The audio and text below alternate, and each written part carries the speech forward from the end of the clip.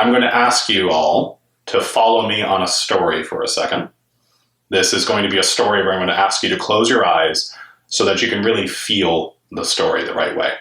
I think it's very important that you feel the story. But before I do that, I just want to make it clear to everyone that if you decide when you've started this that you'd like the journey to stop, you just have to open your eyes. I can't keep the story going in your mind unless you want me to. So if you don't want the story to stop, you have the power to control that. If you'd like the story to continue, I'd invite you to close your eyes now. I want you to imagine that you're playing basketball.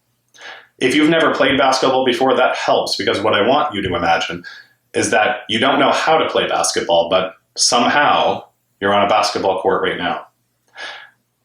I want you to see in your mind what's around you.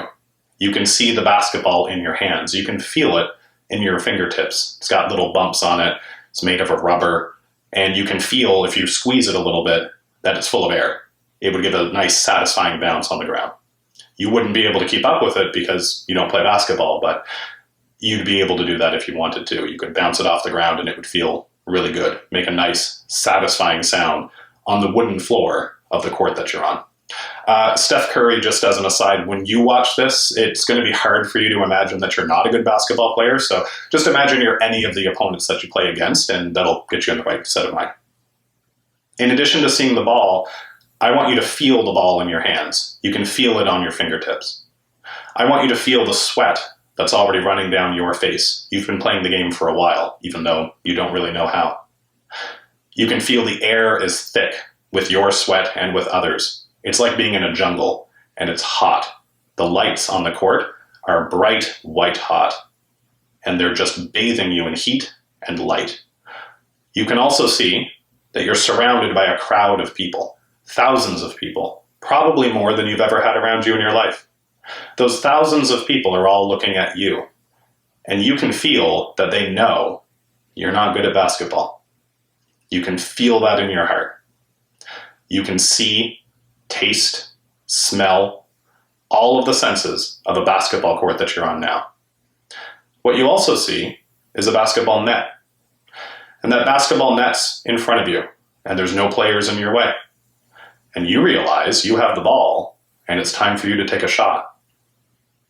So you get yourself ready. I want you to feel your arms move to pump the ball up, to push it up into the air. I want you to feel yourself count down to do that. 3, you're getting your arms ready. 2, you're counting out loud. You're so excited to be able to do this. 1, you feel the ball start to roll off your fingers. And as you shoot the ball, you watch it go up a couple feet in the air. But then you hear footsteps behind you. You hear them running. You hear the crowd suddenly gasp.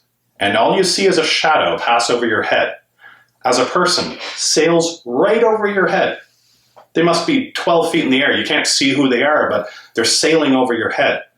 They go to pump their arm, and you see them approach the ball that you shot, still arcing up. They approach the ball, and as they get close, they slam the ball down as hard as they can right in front of you. It doesn't hit you, but it slams on the ground, the loudest sound you've ever heard, as the crowd goes bananas. Everyone is off their seat. They are standing, they are cheering, they are laughing. This is the best thing they've ever seen. This is why they came to this game. You are petrified. You feel the strength in your legs drain as you fall to the ground. You're not hurt beyond emotionally, but you're a broken shell of a person. You're one chance at a shot, and you lost it. Weakly, with sweat in your eyes, the person slowly comes into focus as they're celebrating one of the best highlight plays of the year. And you look and, oh my goodness, it looks like it's Cynthia Williams, CEO of Wizards of the Coast. You wait as your eyes return to focus, but yes, it's undoubtedly Cynthia Williams. What are you doing here? You weakly ask. Shouldn't you be overprinting magic cards? She leans down and whispers, both to you, but into a microphone that she's carrying with her too. You can hear that it's hooked up to the auditory system as it churns on, and the crowd goes silent as they wait for this. And she just says one thing to you. There's no evidence that's happening.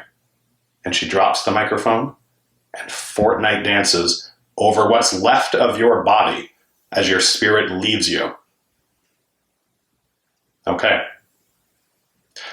I'm going to pause there as you feel the crowd cheering louder than they've ever cheered before. I want you to return to the real world now. You can feel free to open your eyes.